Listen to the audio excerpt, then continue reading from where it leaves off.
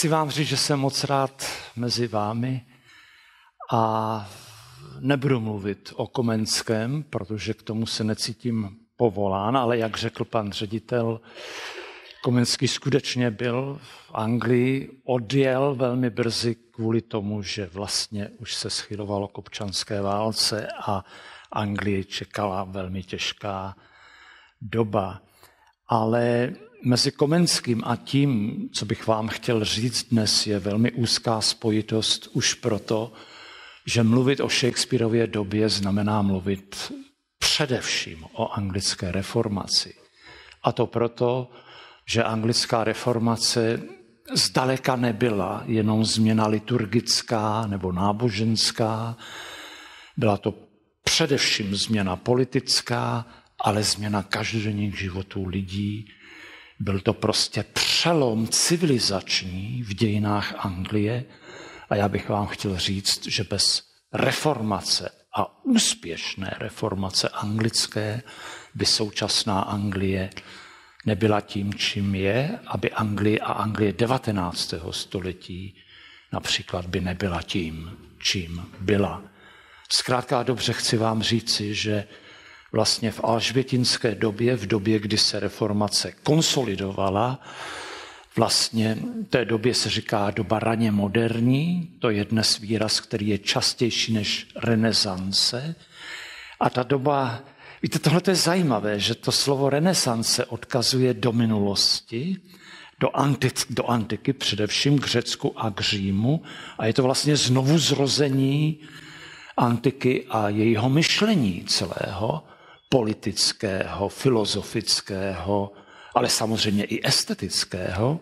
Když řeknete raně moderní Anglie, tak to už směřujete k budoucnu, k nám. A já vám chci říct, že současná Anglie není myslitelná bez té raně moderní. To znamená, že všechny velké instituce současné, ale také současné myšlení, ať už politické, právní, nebo třeba finanční, nebo jakékoliv jiné, vlastně má svůj zrod v této době, v této přelomové době mezi středověkem a renesancí.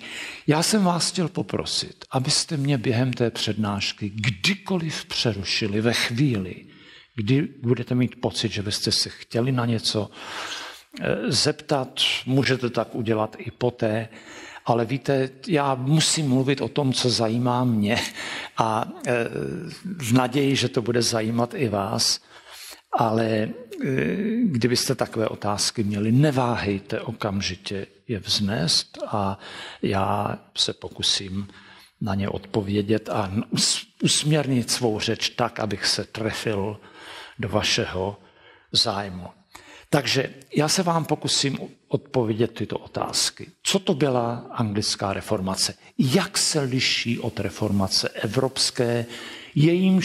Jejíž součástí samozřejmě byl i Komenský a čeští bratři samozřejmě.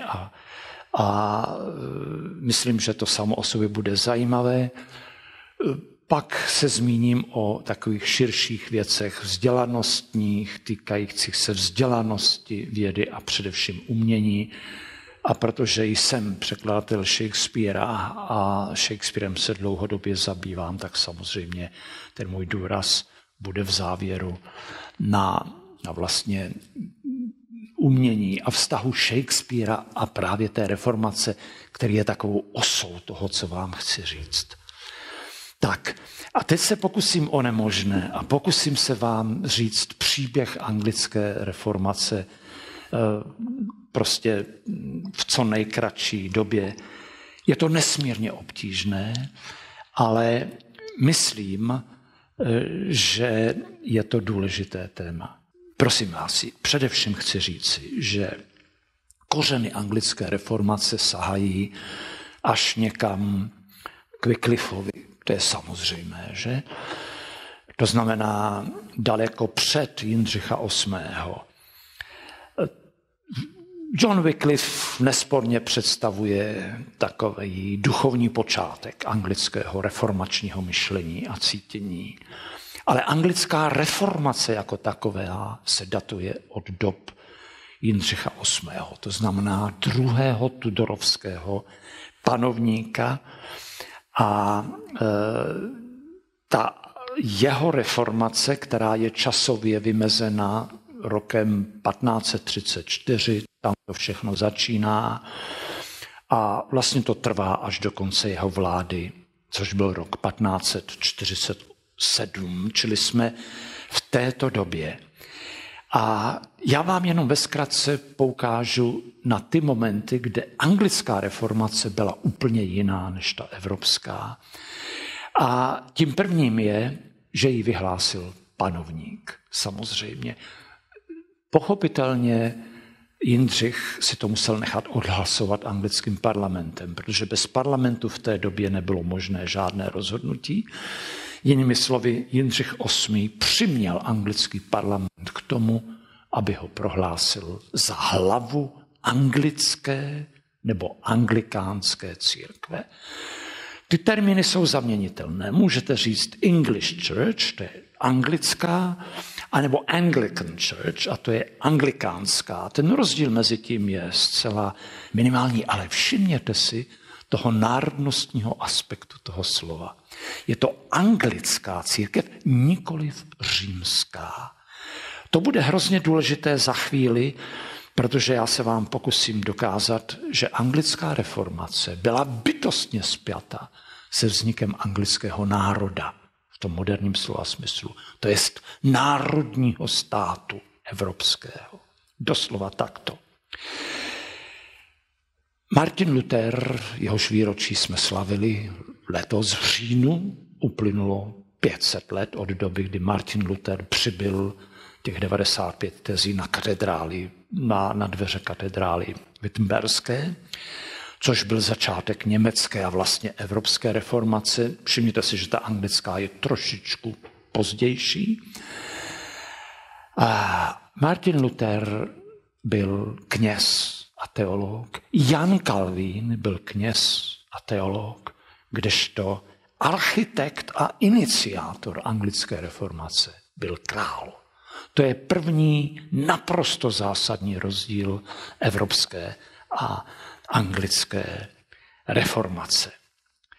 Těch rozdílů je ale mnohem víc a já o nich budu mluvit, protože myslím, jsou zajímavé pro každého, kdo se o tyto věci zajímá. Já jenom vám chci říci, že zpočátku ta reformace měla charakter administrativního aktu a aktu právního, nikoliv aktu náboženského nebo liturgického. Jinými slovy řečeno, Jindřich VIII., který na začátku svého panování, on přišel na trůn v roce 1509, byl prohlášen papežem za obránce víry. A víte proč? Především proto, že jako teologicky nesmírně vzdělaný král vstoupil do ostré polemiky s Martinem Lutherem. To je přece obrovský paradox, víte? A tentýž král, obránce katolické víry, se stane iniciátorem anglické reformace a prohlásí se za hlavu anglické církve, což je naprostém rozporu samozřejmě s římským náboženstvím, s římskokatolickým náboženstvím. Tak, ten právní akt spočíval v tom, že Anglie přestala platit ty povinné odvody do Říma. To byla ta finanční stránka věci, ty byly značné, ale znamenalo to také, že všechny důležité právní kauzy se přestaly řešit v Římě a řešily se výhradně v Anglii. Pro ilustraci patřila k nim volba arcibiskupa. Oni byli dva, dodnes jsou dva arcibiskupové v Anglii, arcibiskup Canterburyský, arcibiskup Yorkský. No a před Jindřichem to byl vždycky papež a jeho kurie, která dávala definitivní souhlas k obsazení této důležité, vlastně nejdůležitější církevní funkce. Kdežto reformace tím aktem odtržení se od Říma tuto legislativu zrušila. Jinými slovy, zástupcem Boha na anglickém území se stal král a nikoliv papež. Víte, co to znamenalo? To byl akt nesmírné smělosti, mimo jiné.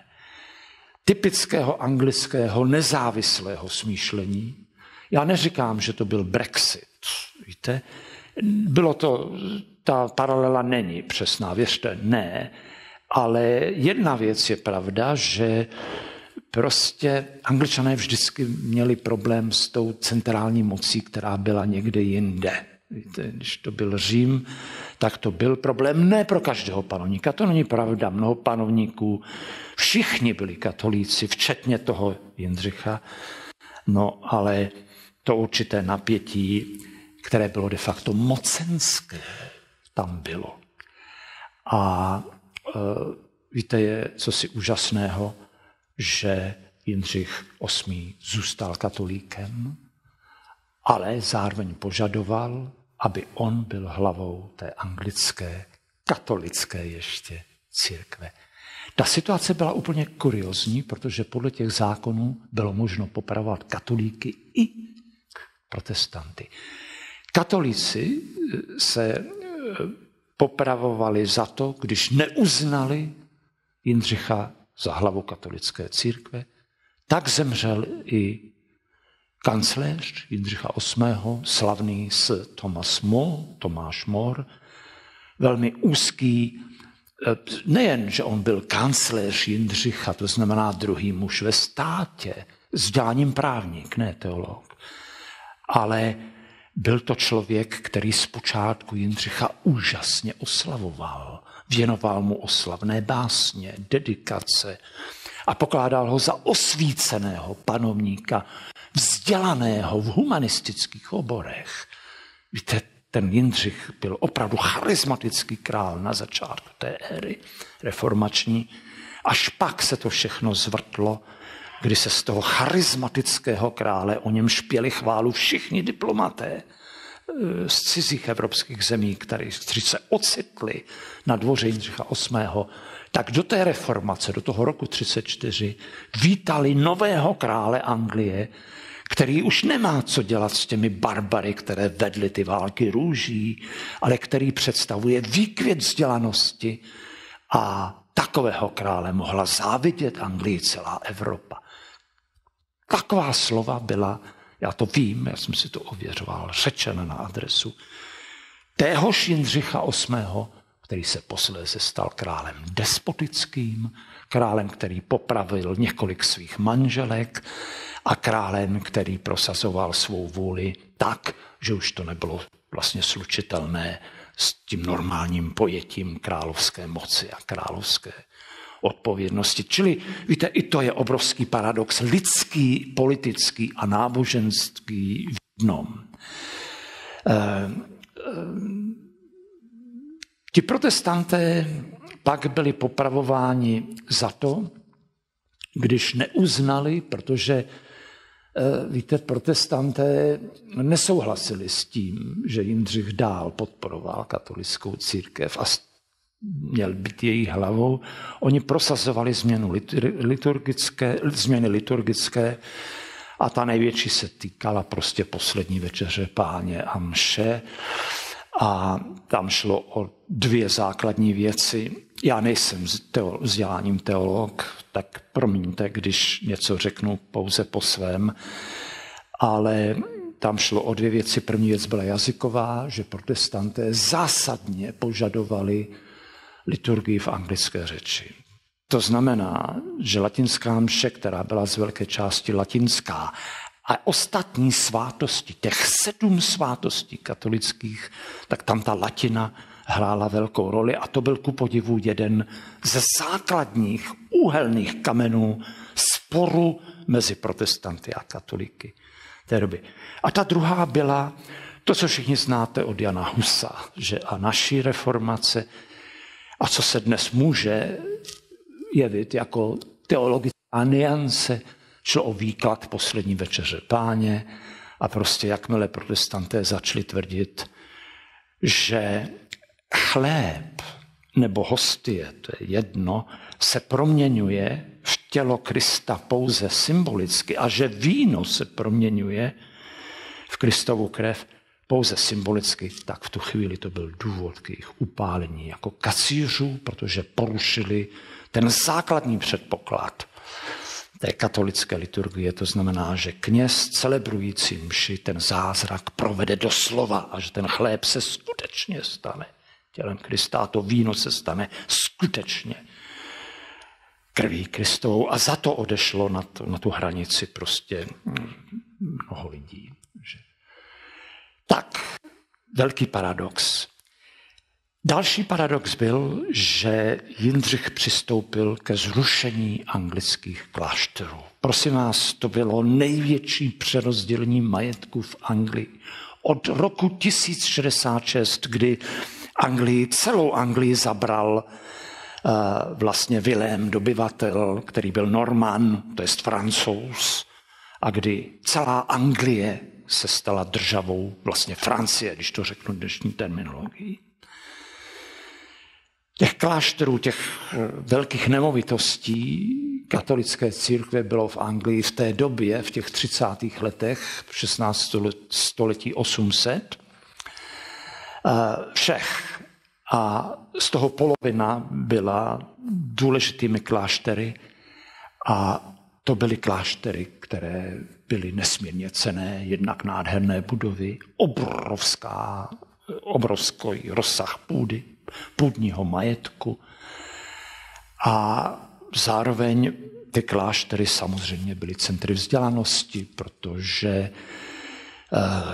prostě tam byly ty úžasné klášterní knihovny s těmi iluminovanými rukopisy, které mimochodem, víte, ta Gutenbergovská revoluce nevytlačila ty rukopisy z kultury renesanční zpočátku, protože ta kultura rukopisů a kultura tištěného slova existovaly vedle sebe. A často si nekonkurovali, spíš šlo o to, že ta rukopisná literatura byla jiného druhu než ty tiskoviny a často byly mnohem vzácnější, samozřejmě ty rukopisy z pochopitelných důvodů. Čili ty kláštery byly centra učenosti a vzdělanosti, protože církev samozřejmě byla nejvzdělanější vůbec vrstvou obyvatel Anglie té doby. Dále ty kláštery představovaly určitou úlevu, pokud šlo o péči o zdraví, protože ty klášterní špitály, jak se jim říkalo spitals, ty hospici, plnili určitou důležitou funkci. Nadto pěstovali charitu, čímž neřešili obrovský problém chudoby, který byl nesmírně palčivý během celého středověku a během celé renesance. Všude v Evropě, ale v Anglii také. Ale přeci jenom pomáhali ulevit těm nejpotřebnějším a tak dále. A to všechno najednou nebylo. Víte, čili ty okamžité důsledky zrušení klášterů byly velmi složité. Já musím říct, že složité bylo i ten akt zrušení, protože víte, jak to probíhalo? Ono to probíhalo tak, že těsně předtím, než došlo k tomu prvnímu zákonu, který zrušil malé kláštery, a všichni si mysleli, že jde o klášterní reformu, což je jiná věc, ta by mohla proběhnout v rámci katolické církve. A mimochodem bylo jí třeba. To věděli všichni, kteří vnímali věci tak, jak byly. A to proto, že přeci jenom, a to vám řeknou i katoličtí badatelé, kteří se zabývají touto dobou, ta klášterní spiritualita měla ta nejlepší léta za sebou, že v tom roce 1534. A víte proč? Ten rozšířený názor byl, že je to především proto, že ty kláštery se staly taky hospodářskými jednotkami, a to do té míry, že opaté často už nestihli být tam, kde ty kláštery byly, a plnit ty původní funkce křesťanské. To jest být užitečný věřícím, ale že prostě se starali o tu půdu a o ty nemovitosti a že jim to zabíralo víc a víc času a tak dále a tak dále. Zároveň je druhou pravdou, já jsem si opět musel ověřit, abych v této věci měl jasno, tak víte, je pravdou, že málo kdo z Angličanů měl něco proti římskokatolické církvi jako takové. Samozřejmě existovala korupce, i v těch klášterech mimochodem. A církovní korupce byla známá. Mimochodem kancléř, který předcházel syra Tomáše Mora, se nazýval Wolsey. To byl kardinál dokonce, který aspiroval na římského papeže. Byl to syn řezníka, který se vypracoval na kancléře a kardinála.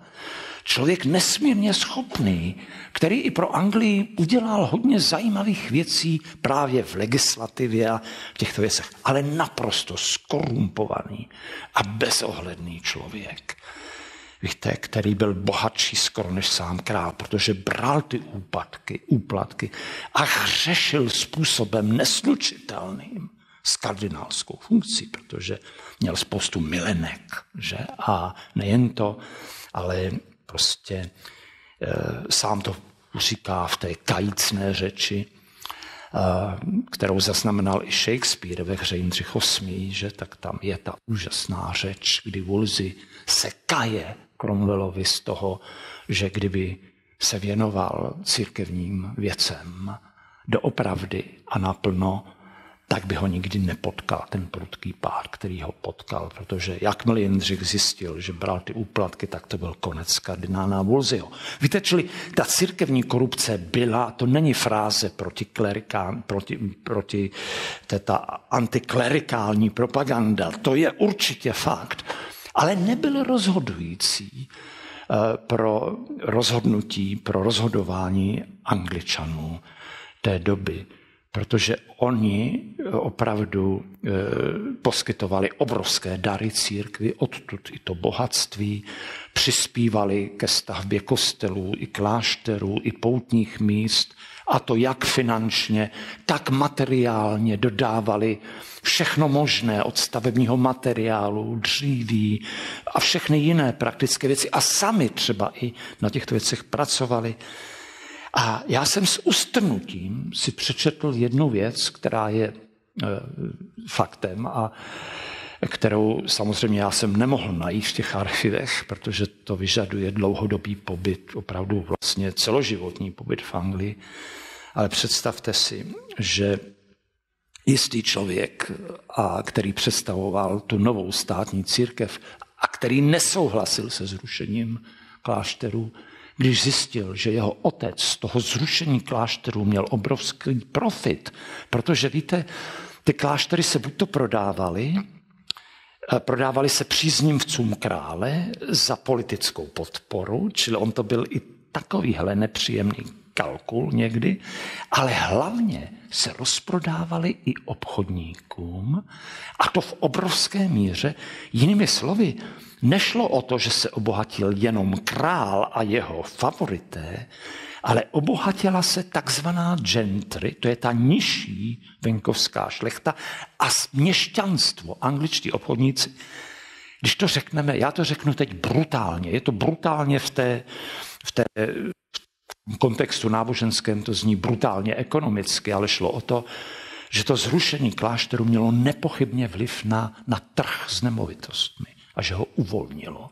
A že vlastně ten obrovský boom potom Anglie v této oblasti byl částečně podmíněn tím, co angličtí katolíci nazývali prostě krádeží církevního majetku. A teď zpátky k tomu otci. Víte, co on řekl? No, já jsem se na tom podílel, ale nesnad proto, že by mě vadila římskokatolická církev. Ne, já proti ní nic nemám. Ale všichni to dělali, tak jsem to dělal také. Víte, to je přece hrozně zajímavý moment z hlediska lidského a psychologického. Nicméně ke zrušení klášterů došlo a pochopitelně bylo to z hlediska katolického naprosto nepřijatelné, takže vznikla povstání, která byla potlačena.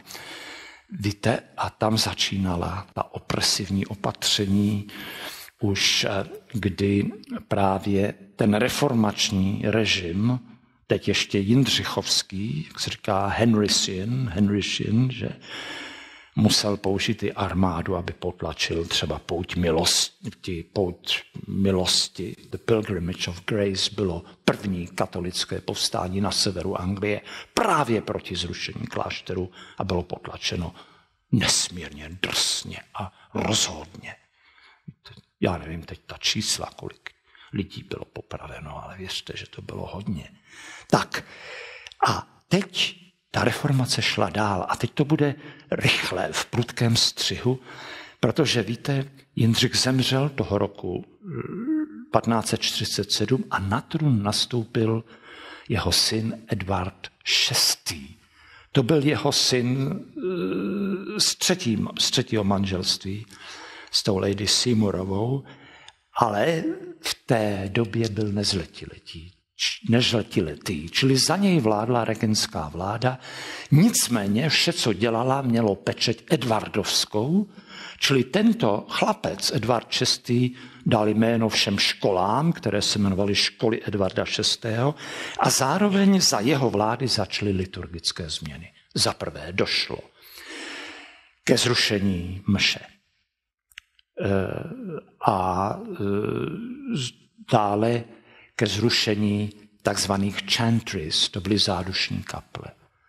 To znamená, že okamžitě byl zrušen celý ten systém přímluv za zesnulé, který není v Bibli a nebyl pokládán protestanty za únosný, protože protestanté se opírali o slovo Boží a to, co není v tom slovu, to, co není v Bibli, v podstatě pro ně nemělo opodstatnění. Čili tam došlo pak k tomu opravdu velkému nárazu. Dále zrušili celibát. To znamená, že poprvé v dějinách se kněží mohli ženit a zakládat rodiny. Což mělo úžasný dopad. A já se musím přiznat, podle mé, prosím vás, to je soukromý soud. Já myslím, že to bylo pozitivní. Protože víte, církev vstoupila do rodin. Něco jiného je chodit za církví do kostela, něco jiného mít tatínka, který je protestantský kněz a který tedy tu rodinu jednak sám vlastně k té zbožnosti vede, k té protestantské zbožnosti, ale nejen to, zároveň si uvědomuje význam rodiny a tím vzniká ten zvláštní důraz na rodinu. Víte, čili ty věci byly velmi paradoxní, věci vysloveně negativní se tam mísily s věcmi, které z dnešního hlediska se jeví jako vysloveně pozitivní. Víte, co bylo taky zrušeno? Byl zrušen trest smrti za to, když někdo čte Bibli v anglické řeči nebo dokonce tu Bibli do angličtiny překládá. A jako překladatel vám teď řeknu jednu věc. Možná ji znáte, ale v tomto kontextu je třeba ji zmínit. Jedním z těch popravených velkých anglických protestantů, kteří zemřeli za překlad, se jmenoval William Tyndale.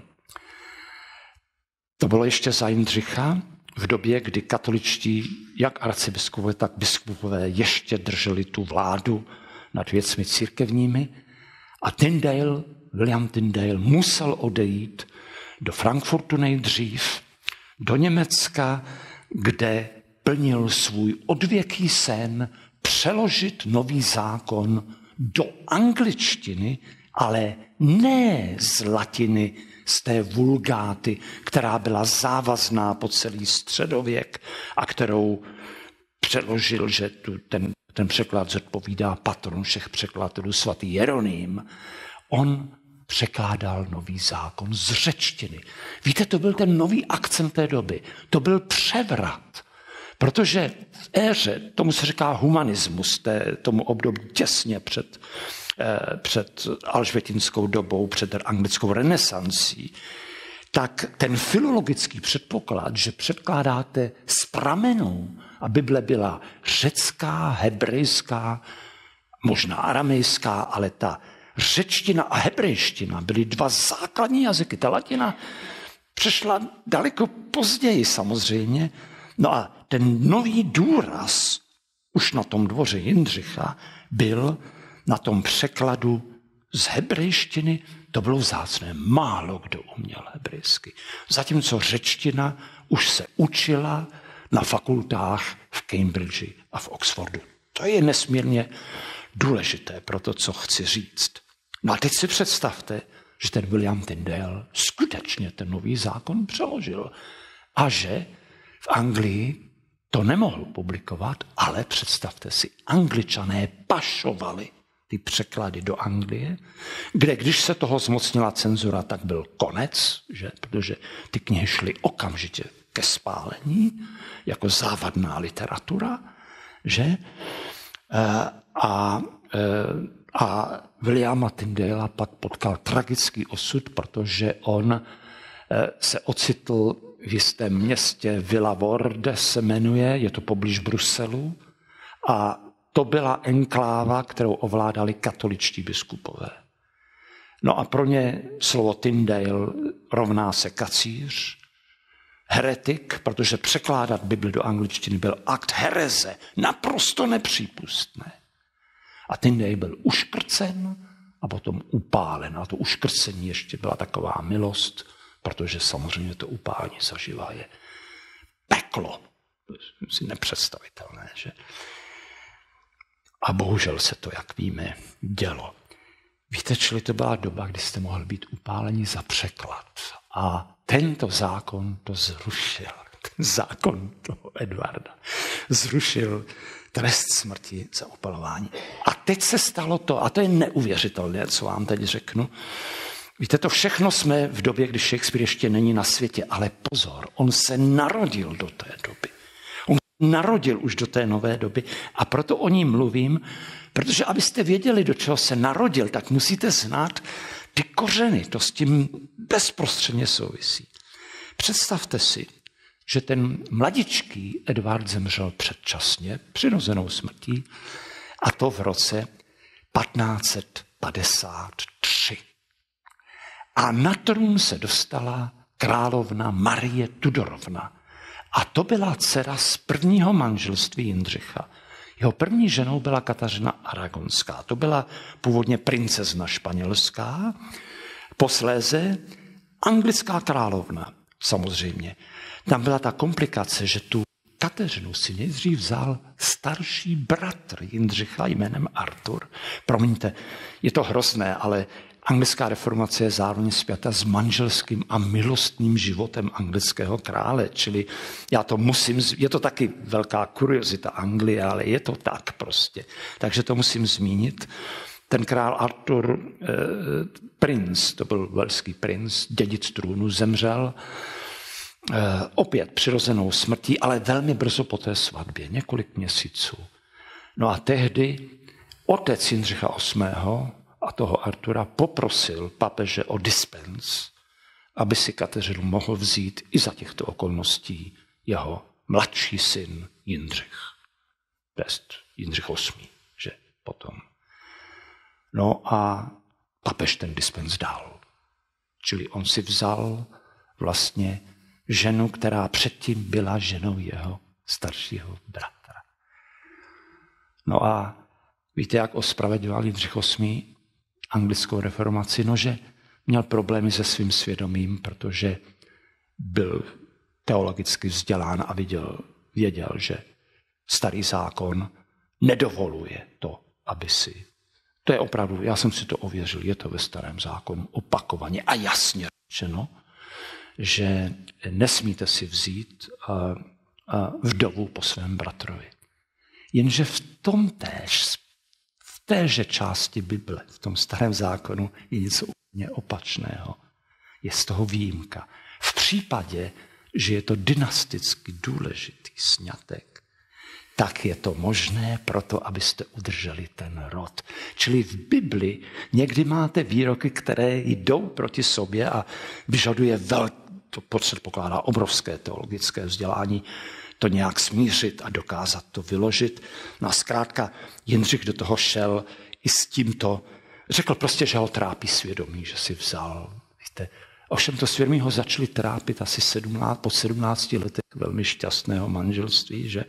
Čili to samo o sobě budí jistou pochybu. Nicméně stalo se, že dcera, ta dívka, co se narodila z toho manželství, Marie, se stala anglickou královnou. Ta Kateřina nedala Jindřichovi mužského dědice a kdo ví, jestli to nebyl hlavní důvod té reformace. Že Jindřich nezískal mužského dědice, což nebyla soukromá věc, na tom závisel osud Anglie. Víte, čili hrozná situace, že? No a co se stalo? Královna Marie Tudorovna se pokusila o násilnou rekatolizaci Anglie. Za prvé si vzala za manžela prince Filipa Španělského, ze kterého se za několik málo let poté, stal nejmocnější monarcha té doby, to je král Filip II. Španělský. Víte, Španělsko byla daleko větší mocnost než Anglie té doby. Anglie této doby neměla co dělat s britským impériem, to nebylo. To byla zaostalá země v západním cípu Evropy, o které zatím nikdo nic moc nevěděl a anglicky neuměli ani diplomaté. Vůbec. Ti mluvili latinsky, francouzsky, ale ne anglicky. Takže žádná lingua franca to je vlastně něco úplně jiného. Krom toho Marie okamžitě odvolala všechny protestantské arcibiskupy a biskupy a kněze a faráře, prostě celou tu církevní hierarchii, která byla de facto katolická. Víte? Úplně katolická, pouze za toho Edvarda do těch hierarchických funkcí, původně katolických, byli dosazeni protestanté, ale zůstal episkopální systém. To znamená, vidíte, to nebylo v Ženevě, a tam bylo to presbyteriánství, když to v Anglii zůstalo ta katolická struktura vlastně monarchistická, kdy papež je tou hlavou a pak to jde dál přes kardinály až k těm arcibiskupům a biskupům a dál. Přesná tahleta hierarchie. Ale nejen to. Šlo o to, že za její vlády okamžitě muselo opustit Anglii, protože jim šlo o život, 800 protestantských kněží, velmi vzdělaných, kteří odešli do protestantských enkláv v Evropě, především v Německu, Švýcarsku a tak dále. Všichni učitelé, počínaje grammar schools, to jsou střední školy, nemluvě o těch, kdo učili na těch 2 stávajících univerzitách, Oxford a Cambridge, museli být vyměněni za katolíky, pakliže katolíci už nebyli. No a pak přišlo to nejhorší, protože Marie začala upalovat anglické protestanty ve velkém. Ona vládla jenom 5 let. Přesně do 17. listopadu roku 1558. Mimochodem, ten 17. listopad v alžbětinské době byl státní svátek, protože to byl den, kdy Marie Tudorovna zemřela a na trůn nastoupila královna Alžběta, která pokračovala v díle reformačním započatého jejím otcem Jindřichem VIII. A to i přesto, že Alžběta věděla, že Jindřich VIII dal popravit její matku, původně Annu Bulinovou. Co si ta 25letá dívka tehdy musela myslet? Víte, to si těžko dovedeme představit. Ale toto jsou jistě zcela snadno ověřitelná fakta. A teď si představte, že ty popravy začaly až v roce 55. Čili úhrnem řečeno, a já to říkám opravdu nerad, ale musím. A říkám to nerad, protože já jsem nikdy nepochopil násilí. Víte? Ať už motivované politicky, nábožensky nebo jinak. To násilí, které provází naše dějiny od jejich začátku dodnes. Že? A bohužel to násilí mělo i specifickou podobu v té době, o které mluvím. A Marie Tudorovna stihla upálit 300 protestantů během 3 let. To znamená 100 protestantů ročně. Víte, a ty popravy probíhaly v Londýně na dobytčím trhu ve Smithfieldu.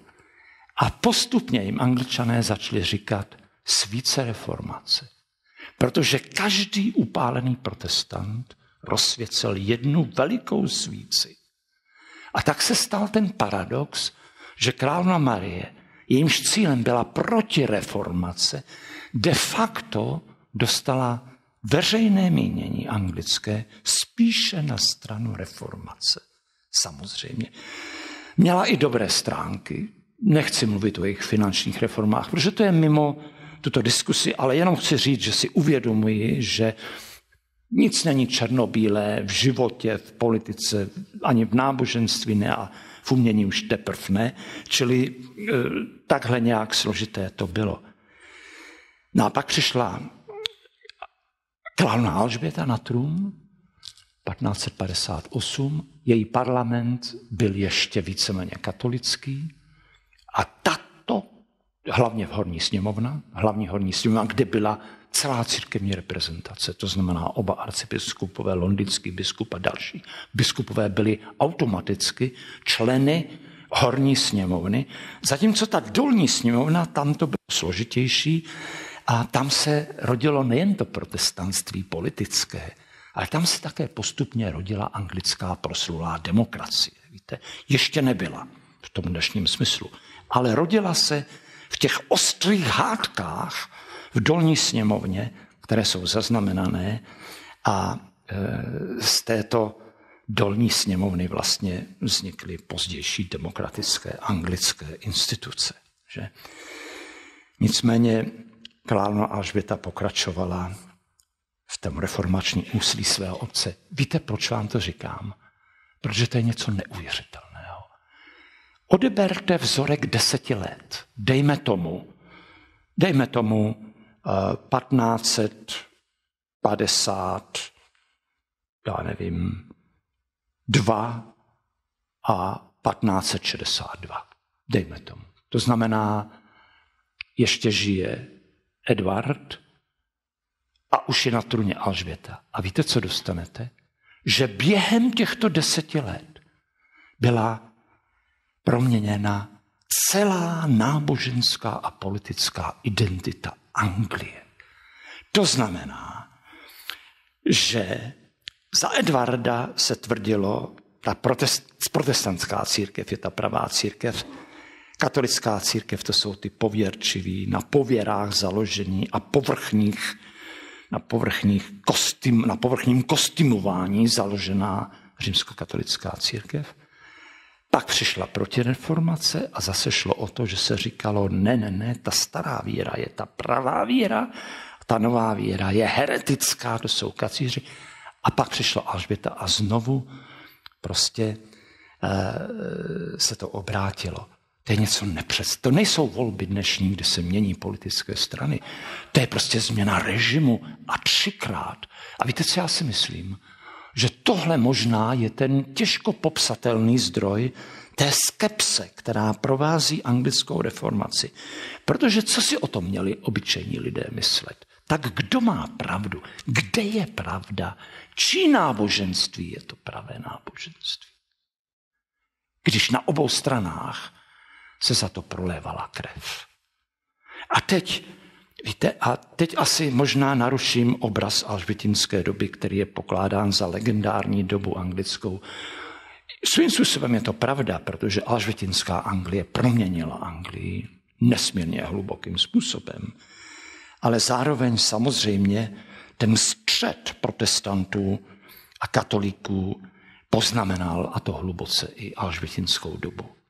Královna Alžběta byla nesmírně jemná a neuvěřitelně vzdělaná mladá dáma. To měla po svém otci, který byl mimořádně vzdělán. A víte, už ten Jindřich VIII. Byl pokládán za krále filozofa. Jo? Že to byl vzdělanec na trůně. Ideál prostě. Alžběta také. Ona mluvila několika jazyky naprosto plyně. Nejen francouzsky. Z francouzštiny překládala básně dokonce. Ale mluvila toskánským nářečím. Takže když vévoda Orsino přijel na oficiální návštěvu Anglie, tak královna z ní mluvila ne italsky, ale toskánským nářečím. Četla latinsky a řecky. To je neuvěřitelné. A dokonce kvůli Ivanu Hroznému se trošku naučila rusky. Pravda velmi málo, ale stálo jí to za aspoň ten začátek, protože už tehdy Rusko byla velká velmoc, moc evropskou. A to je jiný příběh, taky shakespearovský a na ten asi dnes nedojde, docela zajímavý, ale víte, bylo tomu tak. A kromě toho Alžběta nesnášela nenávist. A celou anglickou reformaci nakonec vytvarovala do pojmu, kterému se říká alžbětinské urovnání. Elizabethan settlement, nebo taky via media. To znamená střední cesta. A víte, o čí šlo? Jí šlo o typicky anglický. Od té doby je to typicky anglické. Víte, Angličané, já myslím trochu na rozdíl od nás, mají velký smysl pro kompromis. Kompromis u nás je velmi často pejorativním slovem v politice i jinde. Když to v Anglii, celá politika je umění kompromisu, hledání kompromisu. No a Alžbětě ani její největší kritici nemohou upřít schopnost toho kompromisu. Čili ona chtěla najít kompromis mezi katolíky a protestanty. Sama byla formálně hlavou anglikánské církve, nebo anglické církve, ale pozor, horní, ale i dolní sněmovna nakonec rozhodla, že nemůže mít titul svého otce, to jest head of the English Church anglicky, ale že musí být the supreme governess of the English Church. To znamená hlavní správkyně anglické církve. Protože žena nemůže být hlavou, to přeci jenom nešlo. Víte, tam nastoupil ten genderový, ten rodový aspekt a ona byla hlavní představitelkou církve, ale veškerou výkonnou moc měl její arcibiskup, především ten Canterburyský. Čili takhle to bylo. A královna měla katolické vzdělání. Ve své kapli ve Whitehallu měla kříž. A když její arcibiskup Wycliffe řekl veličenstvo, ale ten kříž, to je pozůstatek katolické církve a je ve vaší kapli, to nedělá dobrotu jako pro obraz, který si o vás dělají angličtí podaní. A víte, jak zněla její odpověď? Pane arcibiskupe, ten kříž tam zůstane. Smiřte se s ním. A ten kříž tam zůstal. Královna Alžběta, hlava anglické protestantské církve, měla v té kapli varhaníka jménem doktor Bull, a to byl katolík. Královna nad ním držela ochranou ruku a nikdo se ho nemohl dotknout. On se také nebyl aktivní katolik, nějak se nemíchal do politiky, že? Ale byl skvělý varhaník a královna. Angličtí skladatelé byli většinou katolíci, ty slavní, víte, jako William Byrd, ten největší, snad Dowland, královna Alžběta. Nad nimi držela ochranou ruku. Hrabě ze Southamptonu, Shakespeareův mecenáš, katolík. Královna Alžběta nad ním opět drží ochranou ruku. A tak bych mohl pokračovat dál a dál. A zkrátka jde o to, že ty věci nebyly jednoduché. Víte, a mě napadla tahle věc. Promiňte, teď to bude moje osobní úvaha a nemusíte ji ode mě vzít. Mně napadlo, že Shakespeare jako tvůrčí génius, jehož podstatou je nečernobílé vidění světa, složité vidění světa. Konkrétně se to projevuje v tom, že celé jeho umění, ať jsou to hry a básně, je umění paradoxu.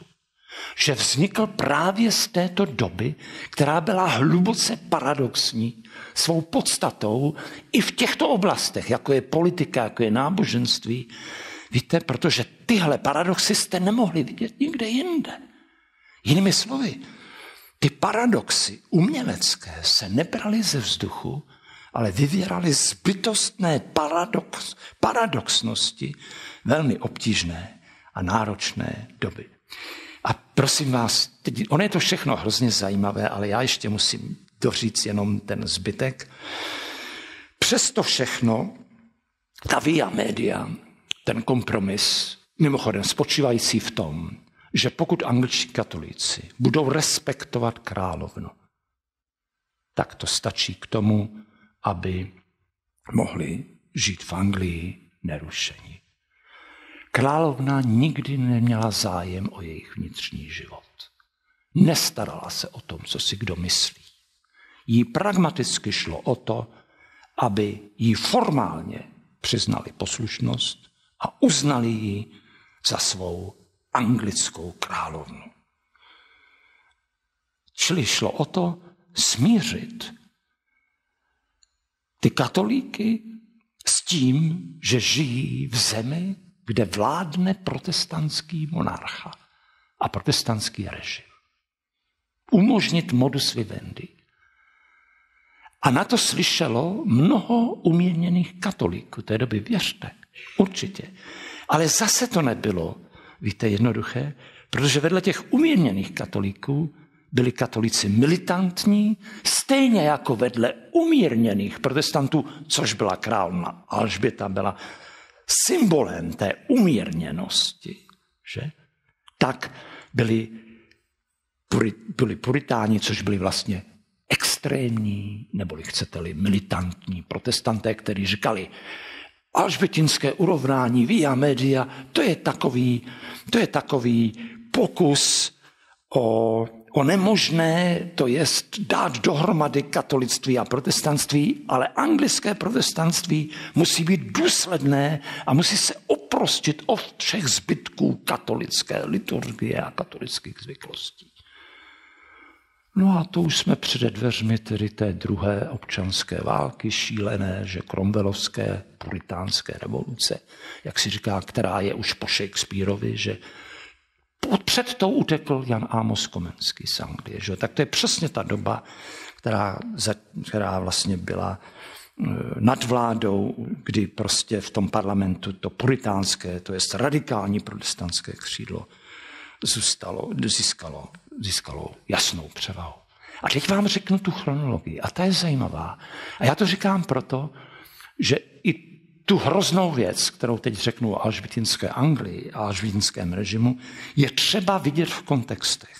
A ty kontexty byly, já to řeknu po pořádku a v obrovské zkratce, ale víte, to vědomí pro mě je doposud něco otřesného a já osobně se s tím těžko vyrovnávám. Třeba, že vím, že jsou to události, které patří do minula. Dnes žijeme v jiné době, v ekumenické době, kdy je naprosto nemyslitelné si jen představit, že katolíci vraždí protestanty a protestanté katolíci, protože obé jsou křesťané, jak říkal Erasmus a jiní osvícení katolíci a reformátoři té doby. Ta chronologie je tato.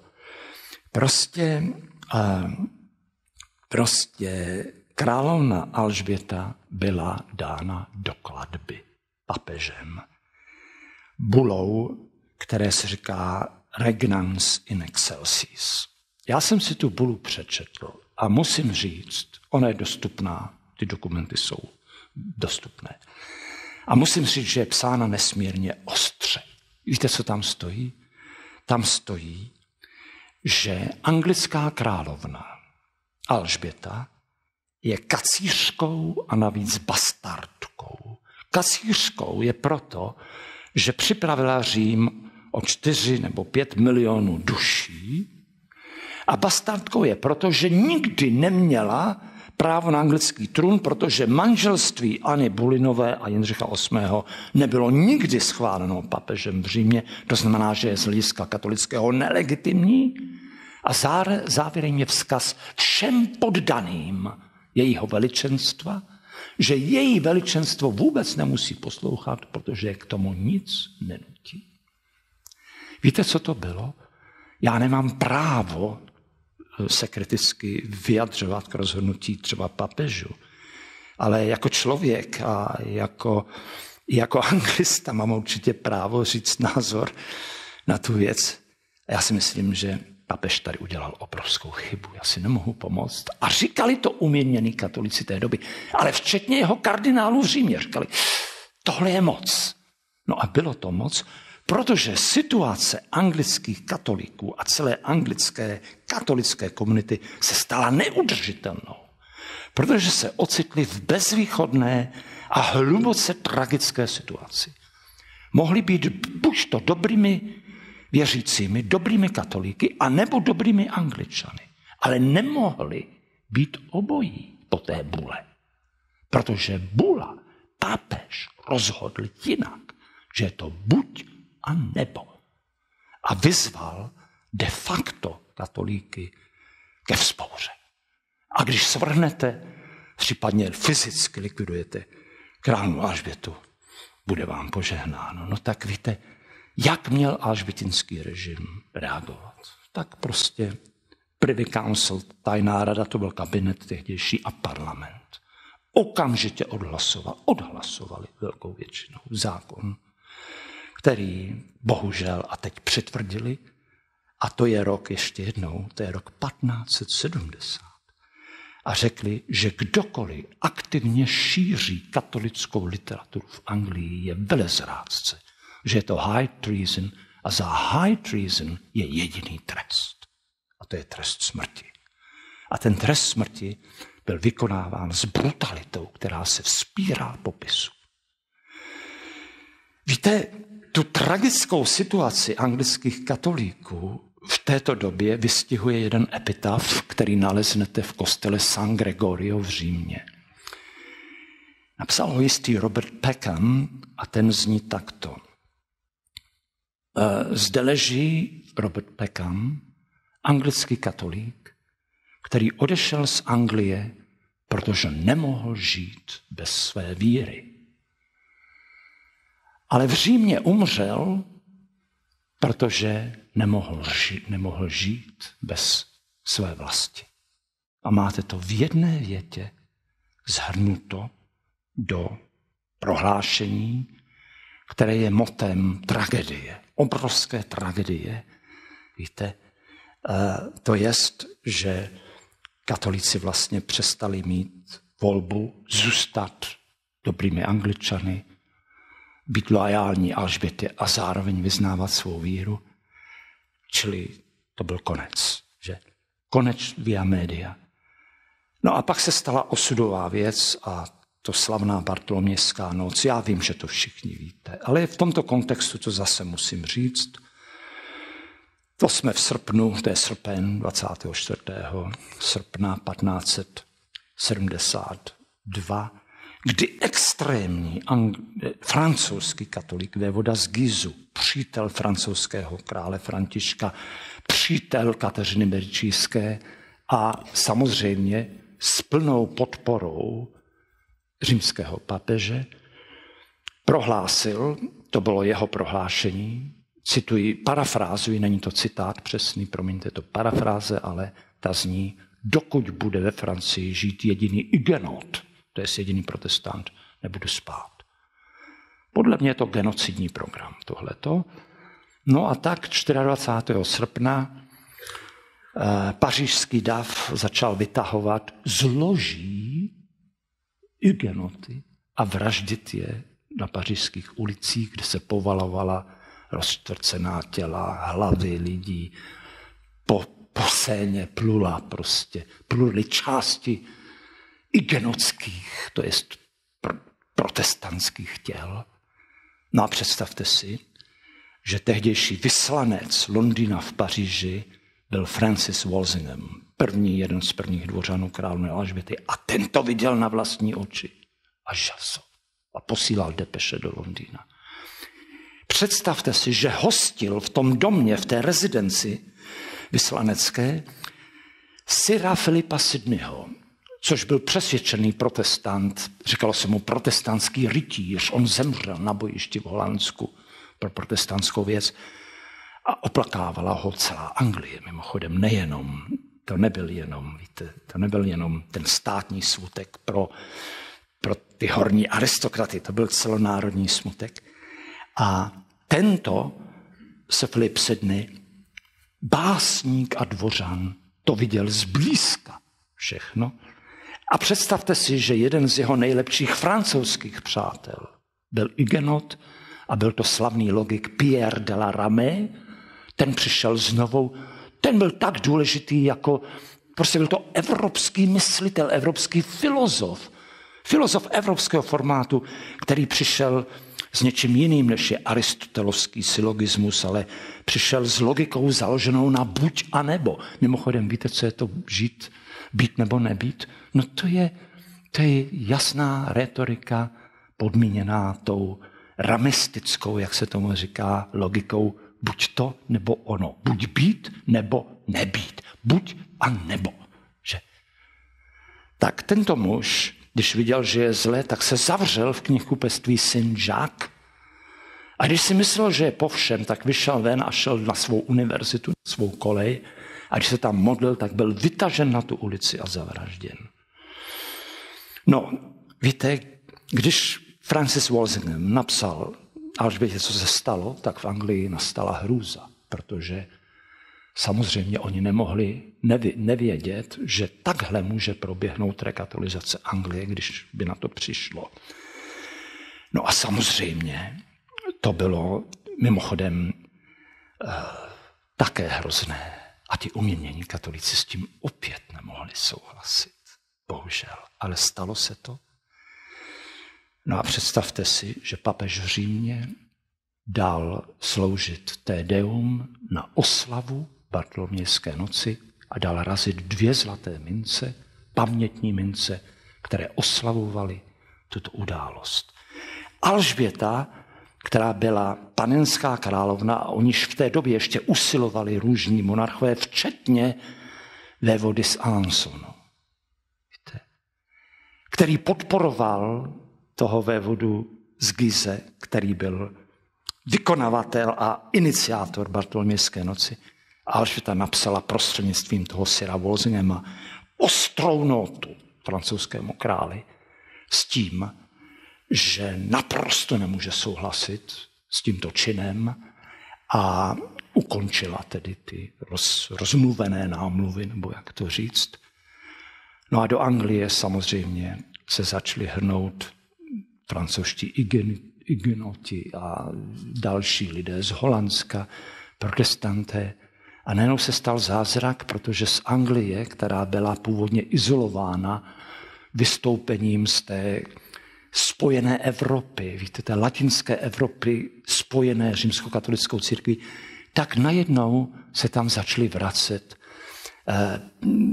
Z náboženských důvodů tam požadovali azyl francouzští igeniti, Němci a určití Francouzi a dokonce někteří Italové ze severu Itálie. Jinými slovy, ta izolovanost najednou byla zrelativizována tím, že z Anglie se stala oáze protestantství.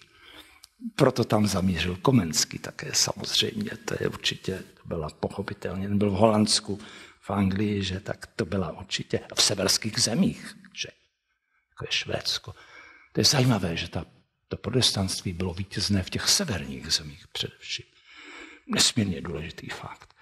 Víte, čili takhle to nějak vypadalo. A teď já to opravdu zkrátím. A pak se stalo, do této doby královna Alžběta nepodepsala jediný rozkaz k popravě anglického katolíka. Zatímco ta královna Marie během 3 let prostě těch 300 puritánů, protestantů upálila, jenomže nemohla dále, protože její první ministr, William Cecil, Lord Burghley, celý kabinet, to je tajná rada, a parlament jí říkal, veličenstvo, musíte, nelze tolerovat toto.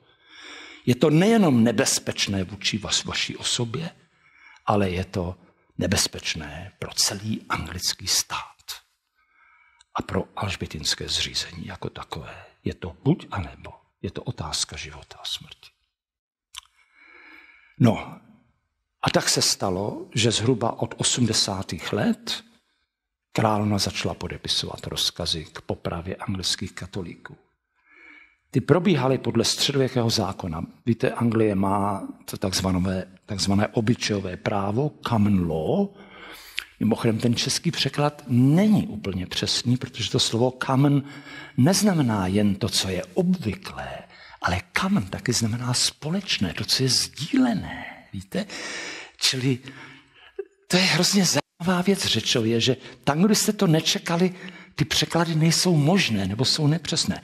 Řekněte common, to je to samé. Common sense, anglicky, je zdravý rozum. No jo, ale víte, to nemá se zdravím co dělat v angličtině.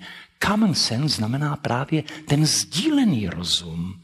Samozřejmě v té idiomatice české je to zdraví, ale ty jazyky myslí úplně jinak, víte, protože to zdraví nemá v angličtině co dělat. Že jo?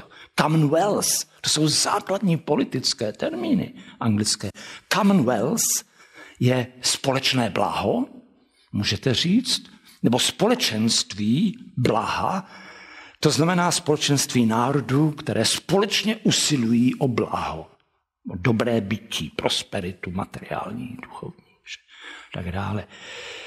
No tak prostě ty popravy se začaly podpisovat podle toho středověkého práva. To znamená, že katolík byl pověšen, žádné upalování, že? A odříznut zaživa z toho provazu, rozříznut, vykuchán, pak, když byl muž, tak kastrován, potom byl rozčtvrcen, části jeho těla se tam různě povalovaly, hlava byla useknuta, uvařena, napuštěna dechtem a vyvěšena na branách města Londýna nebo na Londýnském mostě. Takže když cizinci pak přijížděli do Auschwitze Anglie, tak je mohli přivítat tyto billboardy, řečeno obrazně. Víte, opravdu něco strašného. A tak se stalo, že začali vznikat katoličtí mučedníci. Ale pozor, za Marie vznikli protestantští mučedníci. A víte, co byl největší bestseller té doby? Kniha, kterou dnes nikdo nečte, kromě badatelů a možná některých univerzitních studentů. Kniha Johna Foxe, která se jmenuje Kniha mučedníků. A to vám byl bestseller, třeba, že to mělo několik tisíc stran. To byla obrovská kniha, kterou napsal anglický protestant John Fox a pořád tu knihu doplňoval o další a další případy a jsou tam ty poslední řeči těch popravených protestantů před tím upálením, víte. Takže tam máte, co řekl Cranmer, co řekl Latimer, co řekl Ridley, co řekli tihleti velikáni protestantští, že? A ta kniha byla knihou anglické reformace, protože víte, to byl bestseller a ta změnila myšlení lidí. Katolíci ji nazvali v těch svých, to byla mediální válka, snůškou hnoje a lží. Ovšem, jak to tedy bylo? Že? No a po těch staletích se zdá, že ta kniha nebyla snůškou lží. To je konsensus dnešní doby a že tyto věci se skutečně staly. Na druhé straně ovšem mezi popravenými katolíky byli takoví lidé, byla i jedna žena, mimochodem, Margaret, víte, a muž jménem Edmund Campion a muž jménem Robert Suzzell. Já zmíním jen jednoho, a to je Edmund Campion. A to už proto, že on pobýval v Praze společně s tím Sydneym, což byl protestantský rytíř. Představte si to. A oba v 90. letech se ocitli v rudolfinské Praze. Edmund Campion byl právě čerstvý jezuita a působil v jezuitské koleji Klementína, kde měl přednášky. A protestantský básník a rytíř chodil na ty přednášky jezuity Edmunda Campiona, byl jimi naprosto fascinován. Proto za ním přišel a tito dva lidé se spolu bavili s velkou úctou a vzájemným respektem.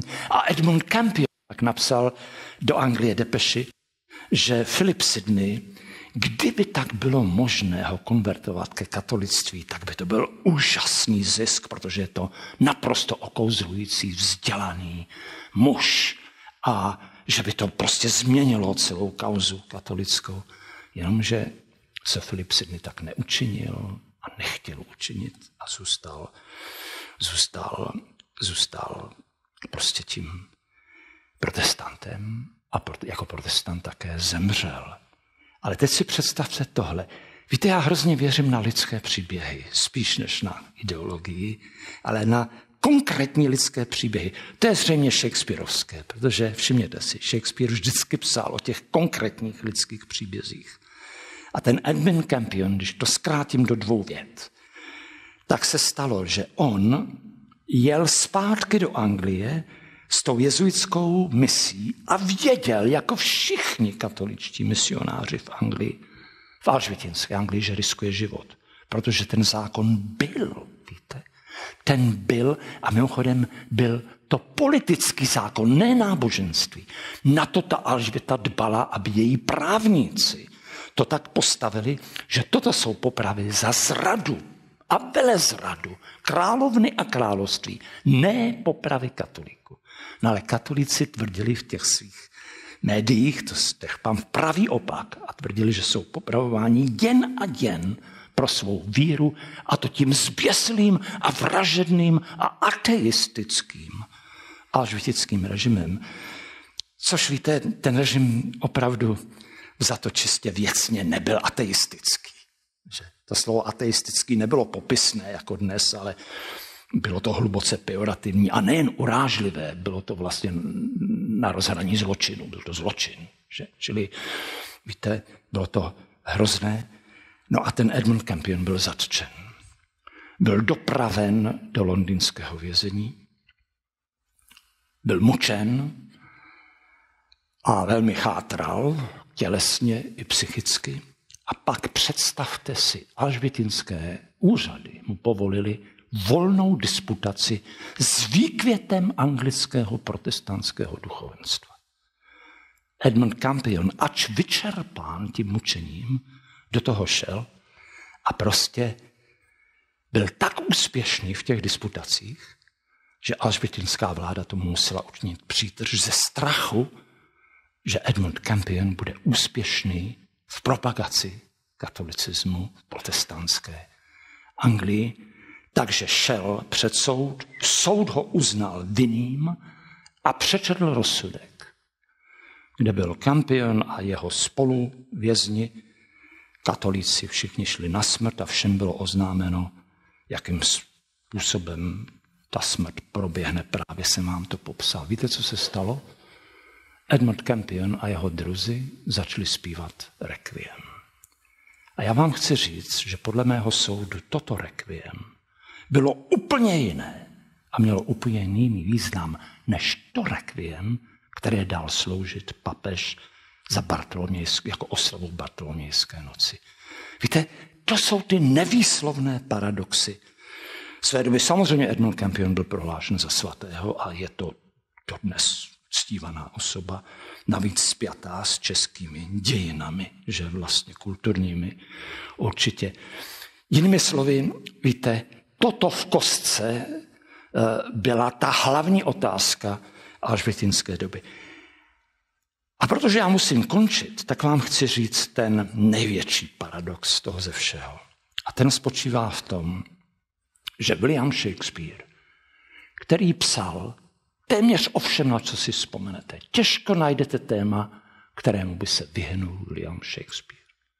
V jeho hrách máte tolik lidstva, tolik lidských duší. Jsou to univerzální hry.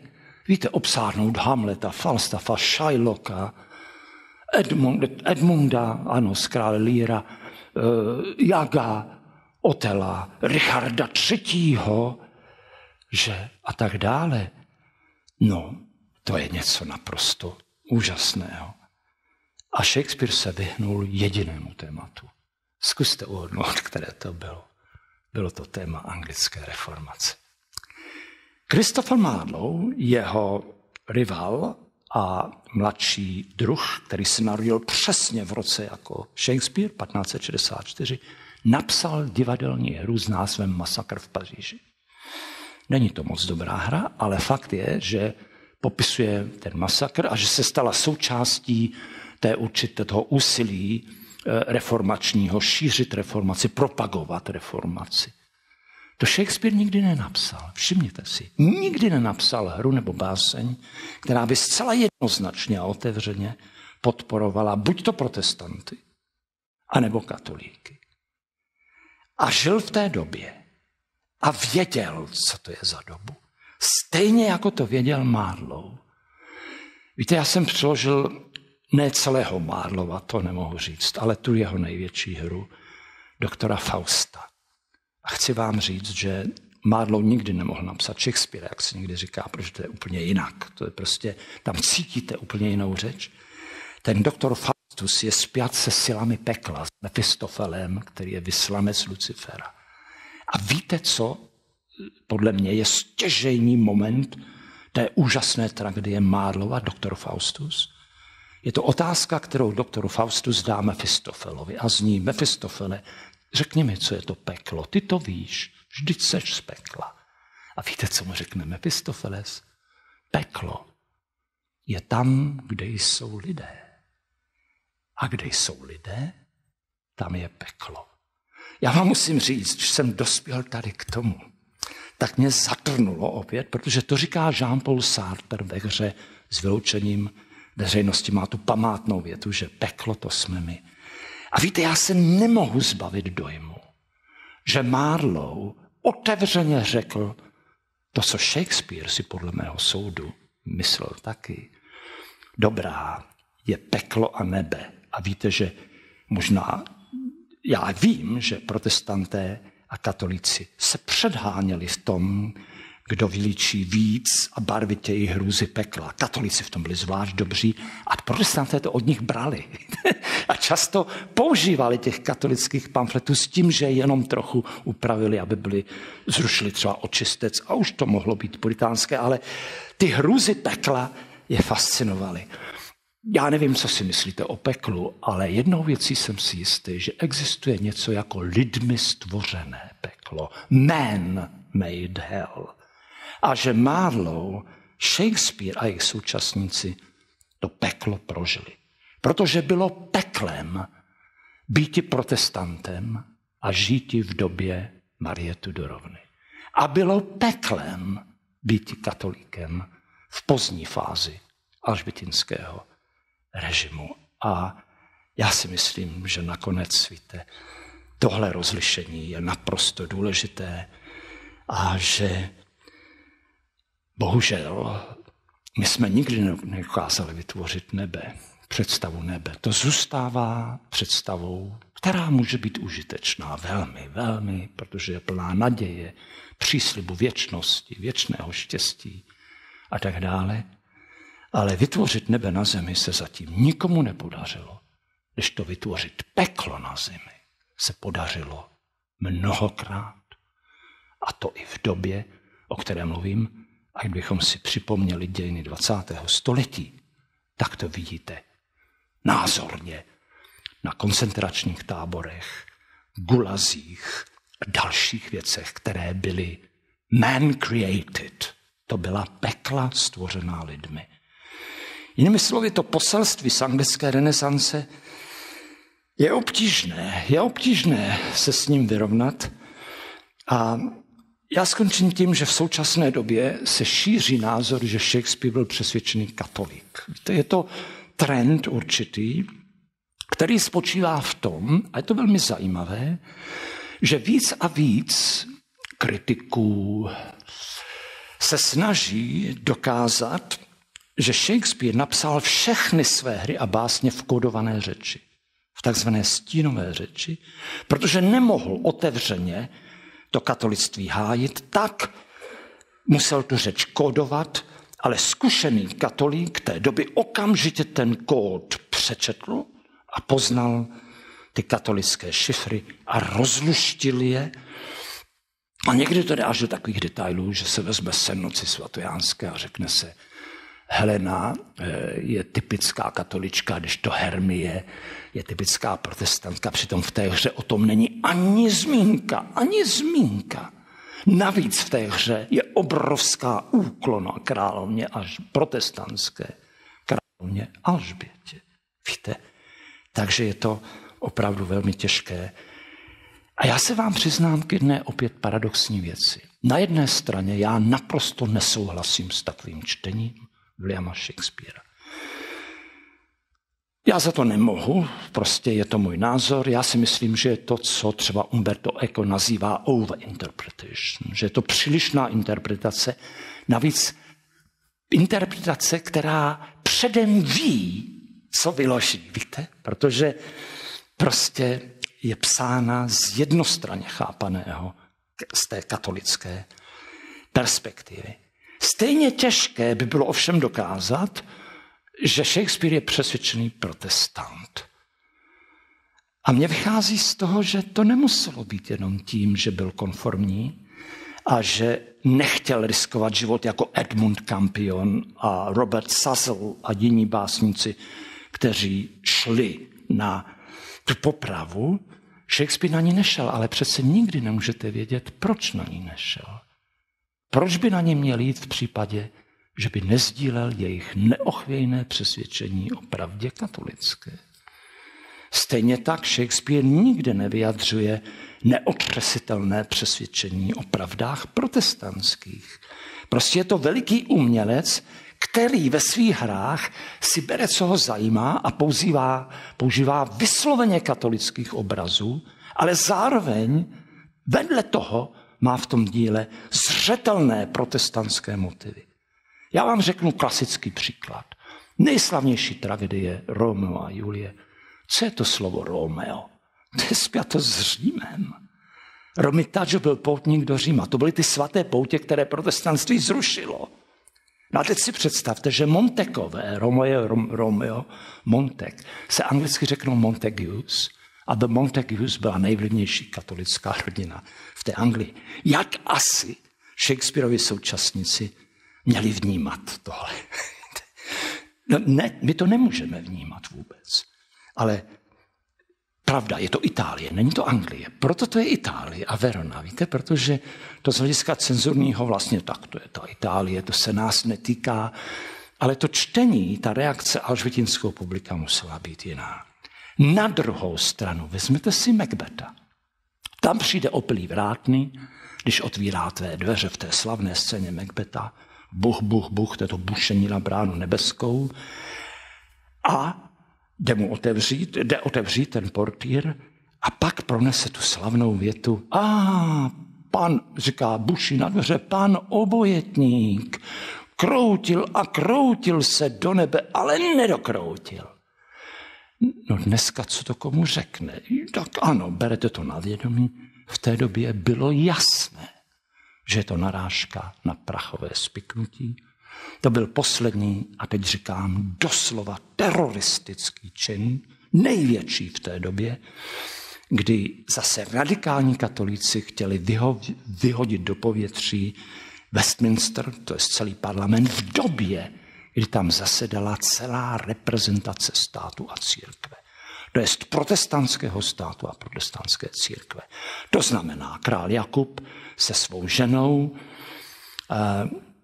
dánskou královnou a se svým synem, tehdy 11letým Jindřichem, všichni arcibiskupové a biskupové protestanští a celá vládní garnitura, včetně celého kabinetu Privy Council, celé horní sněmovny. Víte, jedním rázem. Hrozný skandál, nepovedlo se to, ale byl z toho celosvětový, celoevropský problém. No a v té hře, když Shakespeare říká toho obojetníka, tak naráží na jezuitu jménem Henry Garnet, který napsal spis o obojetnictví, který byl v souvislosti s tím protiprotestantským spiknutím, víte, a byl odsouzen právě za to, že šíří možnost lži a polopravd a tak dále a tak dále. A Shakespeare touto jedinou poznámkou jasně vyjádřil sympatie s tím křídlem protestantským. A takhle bych mohl pokračovat dál a dál a vychází z toho, že vlastně nezjistíme, víme, jak to bylo, ale na čí straně stál Shakespeare, je velmi těžké. A víte závěrem věta, víte, co mě z toho vyplývá. že Shakespeare je Shakespeare právě proto, že vypovídá o paradoxech lidského bytí na tomto světě.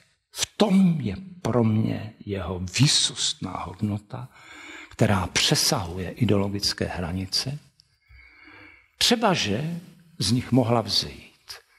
Já si myslím, že to chápání lidského paradoxu, jak už jsem řekl, bylo výsledkem té nesmírně paradoxní doby, která souvisí s křesťanstvím, protestantstvím, katolictvím, politikou, hospodářstvím a každodenním životem všech lidí a samozřejmě potažmo souvisí s Janem Amosem Komenským.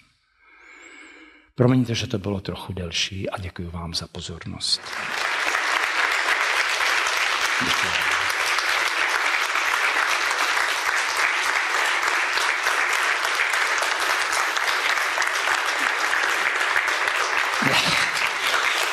Moc vám děkuji.